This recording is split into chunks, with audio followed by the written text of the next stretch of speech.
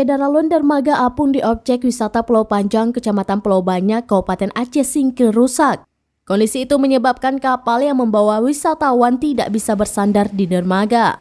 Wisatawan pun tidak bisa turun dari kapal dengan aman dan nyaman. Alternatifnya, kapal bersandar di tepi pantai. Sayangnya tidak bisa merapat ke pantai sehingga penumpang harus melompat untuk menghindari tercebur ke laut. Keadaan itu tentu berisiko terutama bagi wisatawan berusia lanjut. Berdasarkan pantauan pada Minggu 18 Desember 2022, dermaga apung sudah terpisah dari lantai baja yang menghubungkan ke daratan.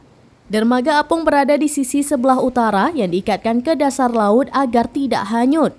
Sementara lantai baja yang menghubungkan ke daratan telah hancur berantakan. Menurut informasi, dermaga apung di objek wisata Pulau Panjang rusak akibat terus-menerus terkena badai. Pengunjung mengaku terpesona dengan keindahan Pulau Panjang. Sayangnya, akibat dermaga rusak menjadi tidak nyaman ketika turun.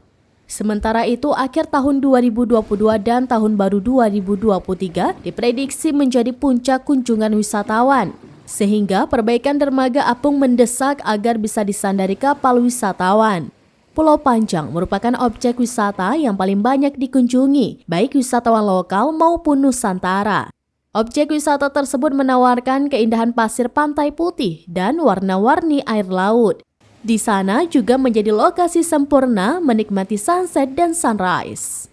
Dari Aceh Singkil, Dede Rosadi, serambinews.com.